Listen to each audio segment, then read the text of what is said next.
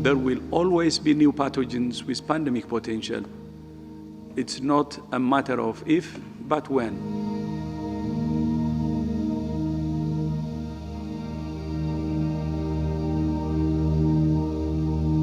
I'm pleased that more leaders are now joining the call for a pandemic treaty, which would be a generational commitment to keeping the world safe.